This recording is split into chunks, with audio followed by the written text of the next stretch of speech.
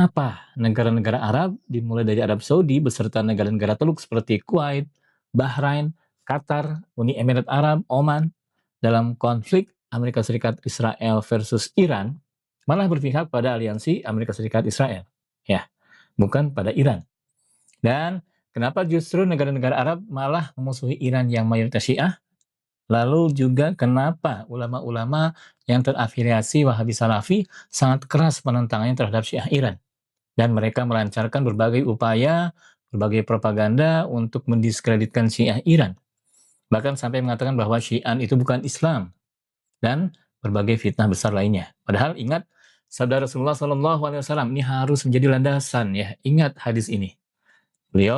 Rasulullah SAW mengatakan, barang siapa yang sholat seperti sholat kita dan menghadap kiblat kita serta makan sembelihan kita, maka dia adalah seorang muslim yang berada dalam jaminan Allah dan Rasul-Nya. Maka janganlah kamu mengkhianati Allah dalam jaminannya. Ini hadis yang sahih ya. Hadis ini diriwayatkan oleh Imam Bukhari. Silahkan Anda cek. Nah, kalau Anda masih bingung, jawabannya ada di sejarah ya. Jawabannya ada di sejarah. Anda harus baca kembali sejarah ya. Anda harus paham sejarah.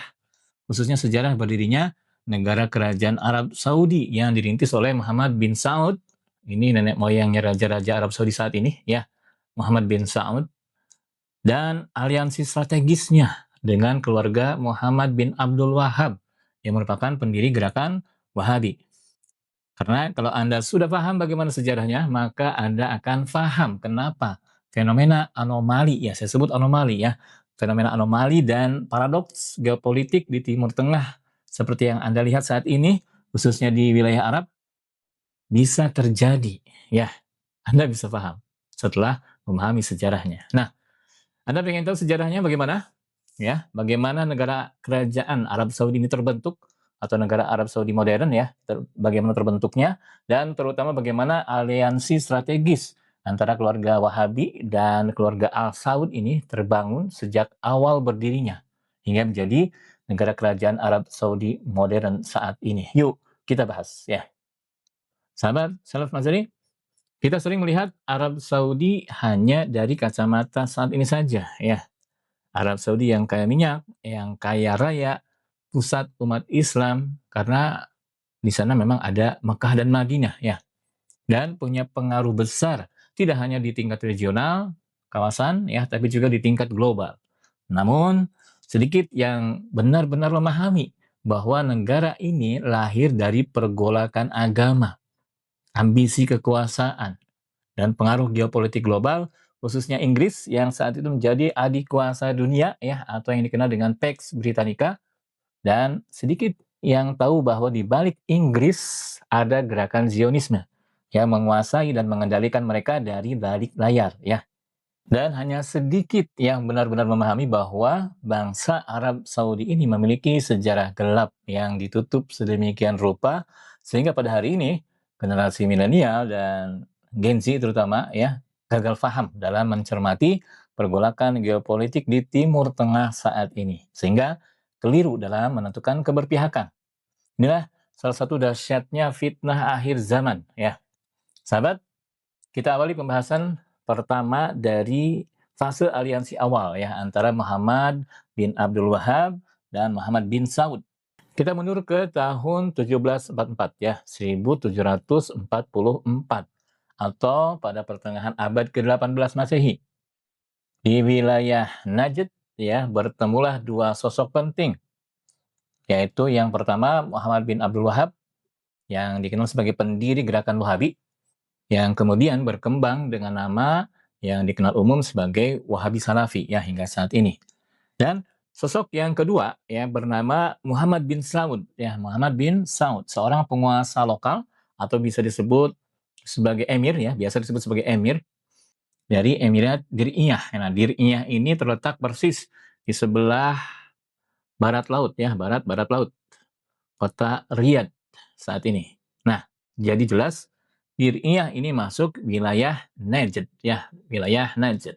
Ingat, wilayah Arab tradisional itu terbagi dua ya, namanya awalnya bukan Arab Saudi ya, tapi Jazirah Arab. Jazirah Arab. Jazirah Arab terbagi dua wilayah besar, yaitu yang pertama Hijaz yang berada di wilayah barat, ya, di hampir sepanjang garis pantai Laut Merah, yang mencakup di dalamnya ada Mekah, Madinah, Jeddah, dan kota-kota lainnya. Dan di sebelah timur, ya, sebelah timur Hijaz ini ada wilayah yang dinamakan Najd, ya. Jadi Najd ini bukan di wilayah Irak, ya. Termasuk di dalam wilayah Najd ini ada Riyadh, ya. Riyadh termasuk ke dalam wilayah Najd. Dan ingat salah satu hadis Rasulullah Shallallahu Alaihi Wasallam yang diriwayatkan oleh Imam Bukhari dan diriwayatkan juga oleh yang lainnya, ya. Hadis mengenai segitiga wilayah strategis, ya, Syam, Yaman, dan Najd. Ya, Anda bisa cek kembali hadisnya, ya, termasuk dalam salah satu hadis riwayat Imam Bukhari, ya. Hadis mengenai segitiga Syam, Yaman, dan Najd. Hadis ini berisi doa Nabi Muhammad SAW untuk keberkahan negeri Syam dan Yaman. Ya, Nabi SAW berdoa, Allahumma barik lana fi Syamina wa fi Yamanina. Ya, mendoakan keberkahan untuk Syam. Ya, Syam saat ini terbagi 5, ya, atau 4. Palestina, Yordan, Suriah, kemudian, ya, Syam, kemudian Yaman. Rasulullah mendoakan langsung. Namun Nabi menolak mendoakan Najd, ya. Nabi menolak mendoakan Najd, ya, menolak dengan doa yang sama, ya, memberikan keberkahan. Nabi tidak mengatakan dan tidak menyampaikan doa sebagaimana doa ke Syam dan Yaman. Dan ketika para sahabat bertanya, wa fi najdina, ya, dan juga keberkahan untuk Najd kami, wahai Rasulullah. Rasulullah malah mengulang mendoakan Syam dan Yaman sampai 3 kali, ya, dan tidak mau mendoakan Najd, padahal para sahabat bertanya dan menunggu, ya. Dan justru Rasulullah SAW mengatakan bahwa Najd adalah tempat munculnya keguncangan dan fitnah, dan tempat munculnya qarnu syaiton, ya, tempat munculnya qarnu syaiton. Nah, menarik, ya. Qarnu syaiton ini bisa bermakna dan biasa diterjemahkan sebagai 2 tanduk setan, ya.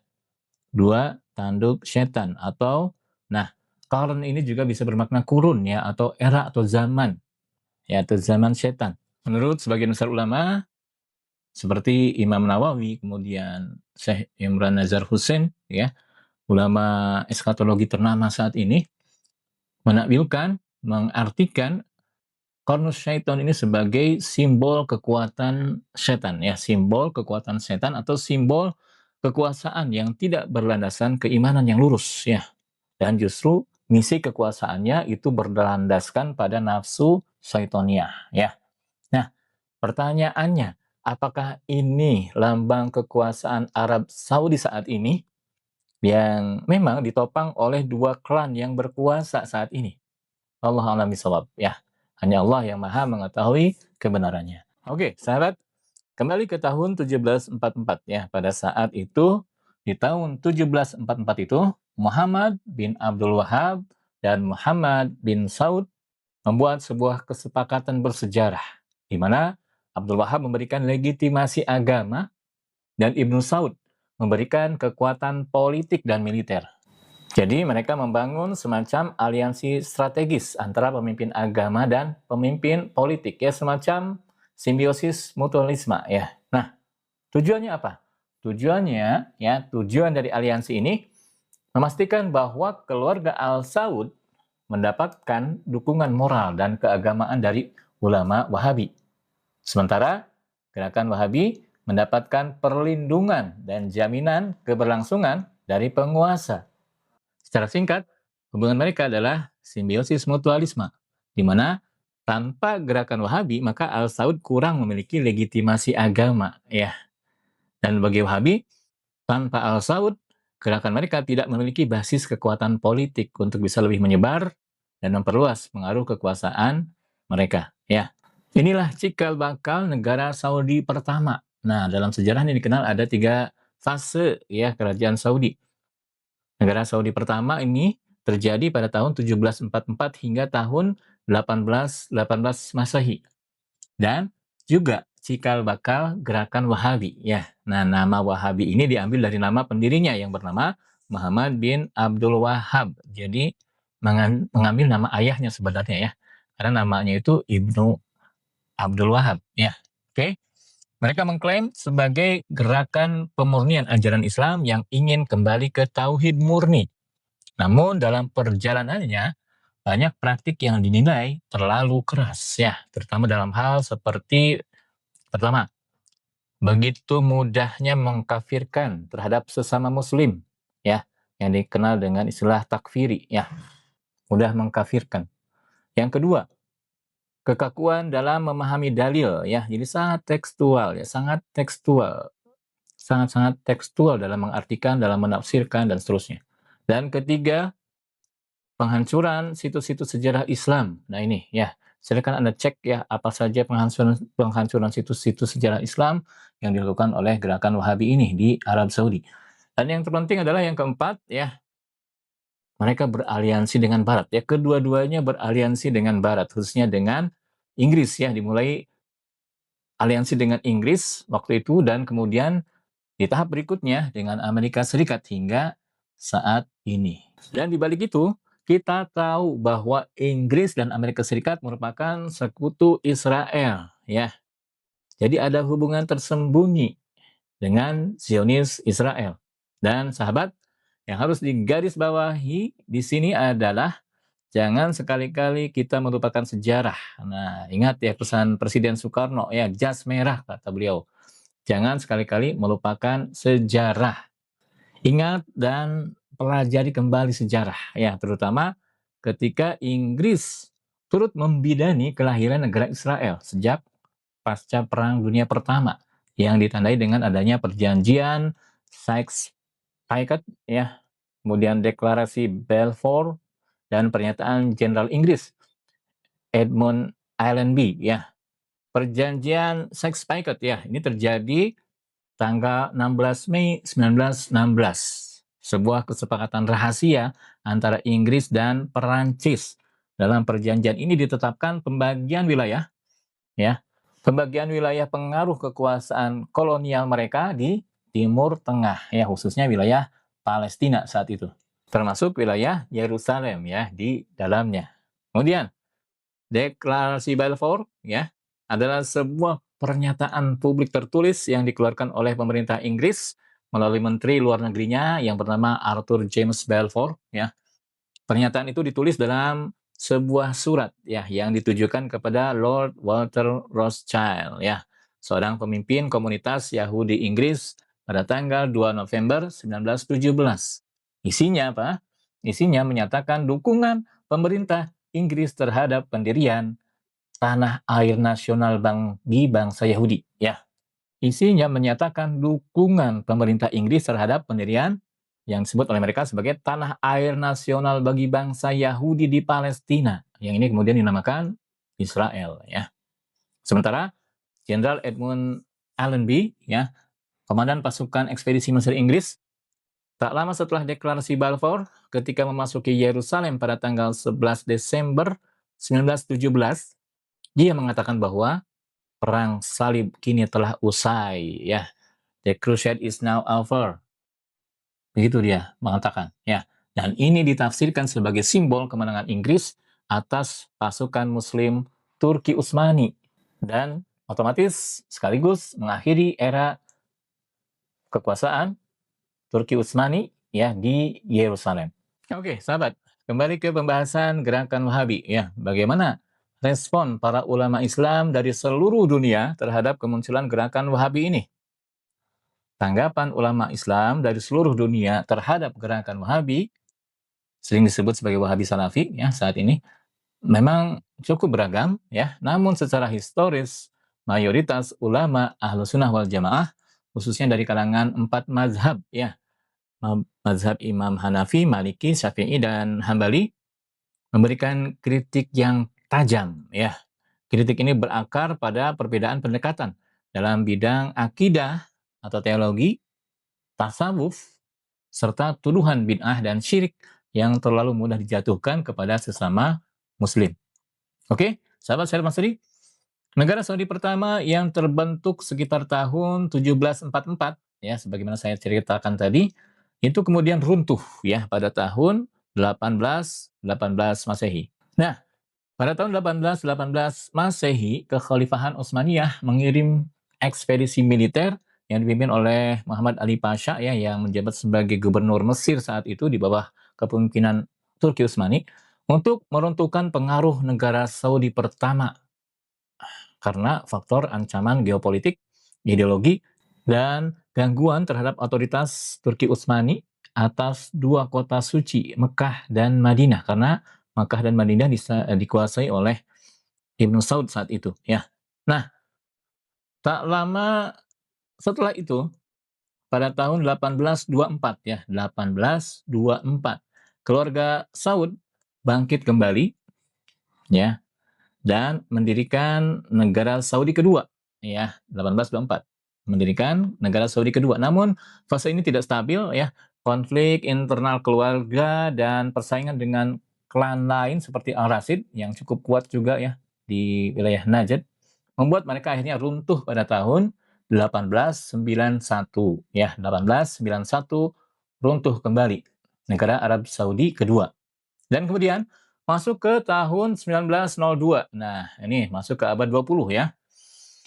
Muncul satu sosok penting dalam sejarah Saudi, yaitu munculnya Abdul Aziz Ibnu Saud ya, Abdul Aziz Ibnu Saud. Dia berhasil merebut kembali Riyadh. Kemudian dalam kurun waktu antara tahun 1915 sampai dengan 1918 mulai masuk keterlibatan Inggris ya, melalui salah satu agennya yang bernama Thomas Edward Lawrence ya, atau yang dikenal dengan julukan Lawrence of Arabia ya, Lawrence of Arabia. Anda bisa cek ya. Ini salah satu agen Inggris yang sangat berpengaruh dalam pergerakan geopolitik Arab Saudi saat itu ya.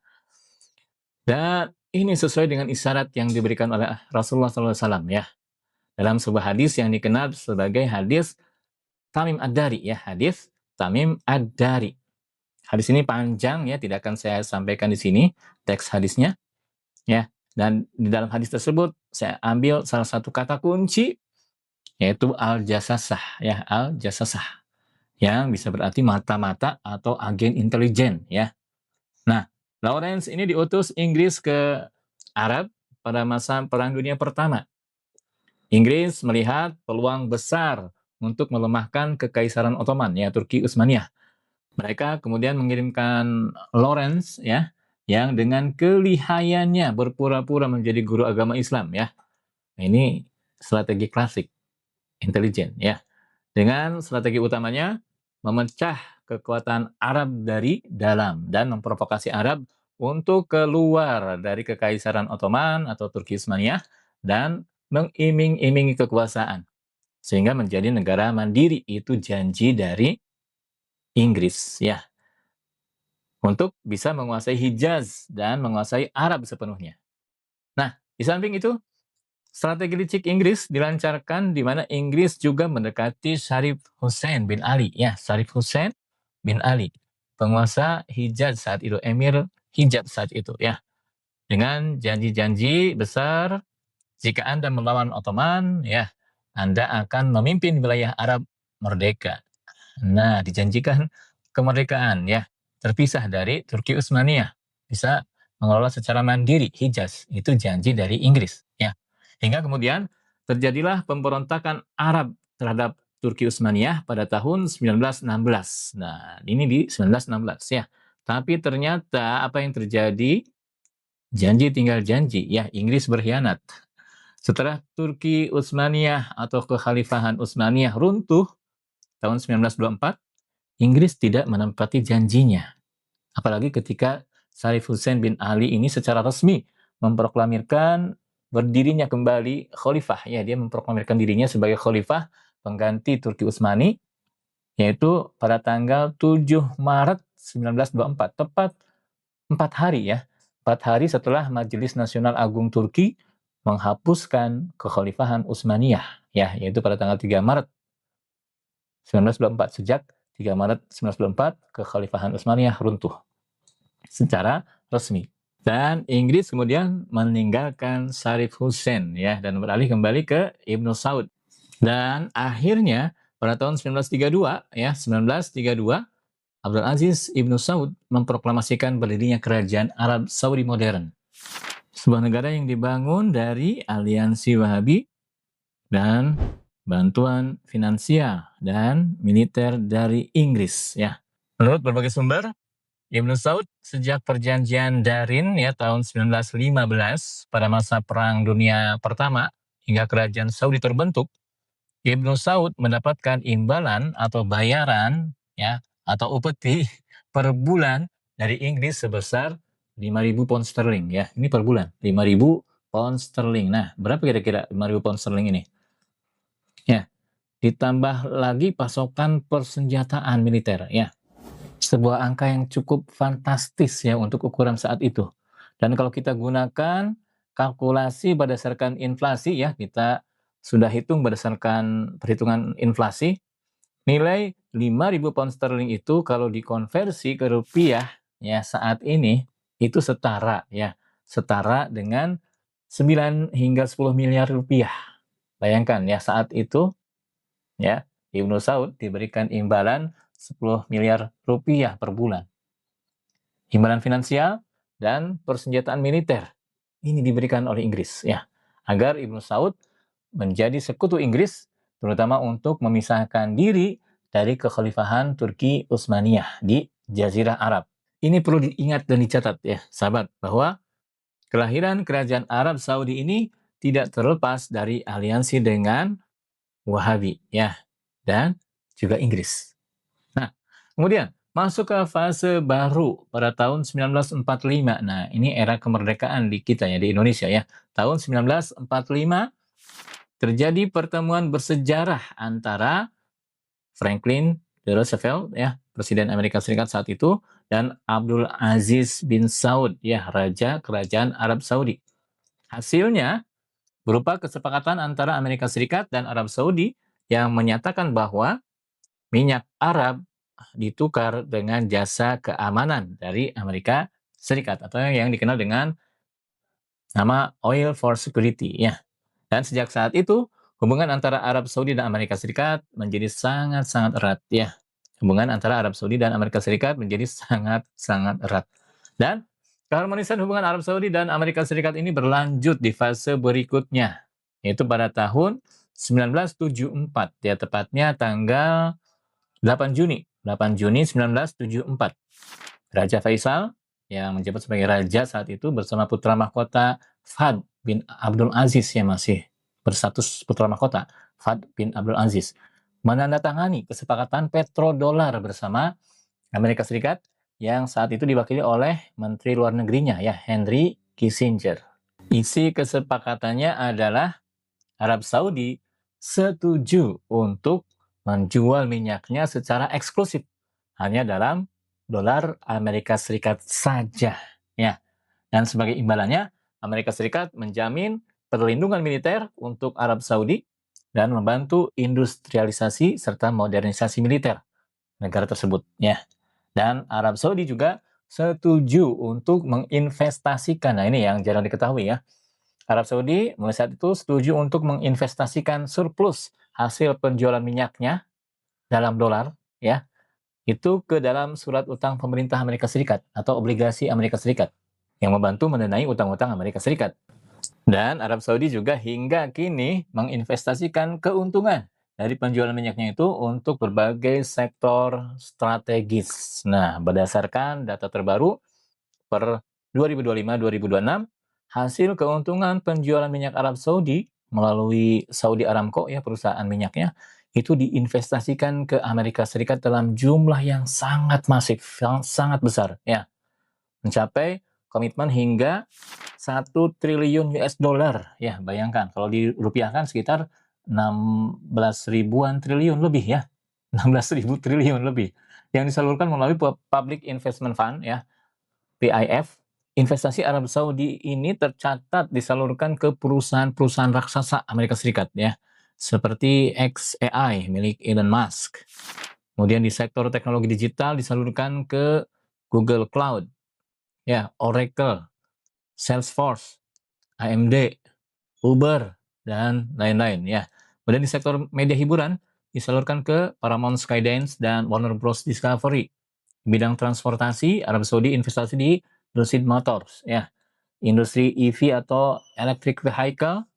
Kemudian di sektor energi, mereka salurkan ke ExxonMobil ya, General Electric, dan masih banyak lagi. Jadi sahabat, jalinan kerjasama Arab Saudi dan Amerika Serikat ini sudah sangat kompleks dan mengakar hingga ke dalam ya. Dan ironisnya, kerjasama ini masuk menembus batas-batas ideologi, agama, geopolitik, sosial budaya, dan seterusnya. Sehingga ketika mereka beserta Israel dengan brutal melakukan agresi dan invasi ke Iran, Arab Saudi berada di pihak Amerika Serikat dan Israel. Oke, sahabat, sekarang sudah jelas ya. Meski secara resmi Arab Saudi tidak memiliki hubungan diplomatik terbuka dengan Israel, namun dalam geopolitik modern, karena Arab Saudi ini bermitra sangat dekat dengan Amerika Serikat, dan Amerika Serikat adalah sekutu kembar dari Israel, ya bisa dikatakan begitu ya. Saya mengatakan sekutu kembar dari Israel, karena sama-sama dibentuk dan dilahirkan oleh gerakan Zionis ya, di belakangnya.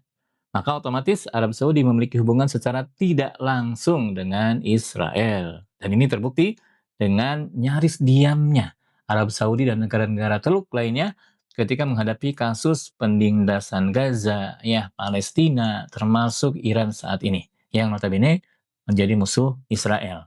Bahkan Arab Saudi turut melancarkan agresi terhadap Yaman, di mana di sana ada milisi Houthi ya yang didukung oleh Iran, yang berani memberikan perlawanan dan pembelaan terhadap Gaza dan Palestina dari agresi militer Israel. Oke, sahabat, sudah makin jelas sekarang ya. Ingat, sejarah bukan sekadar masa lalu. Ia adalah cermin. Ia adalah sumber pengetahuan untuk bisa memahami dunia kita hari ini. Kita bisa belajar bahwa pemahaman sejarah dunia sangatlah penting, terutama dan khususnya jika Anda ingin memahami petunjuk-petunjuk dalam Al-Quran yang berhubungan dengan geopolitik, intrik kekuasaan, dan jika kita buta pemahaman sejarah, maka kita bisa gagal faham ya.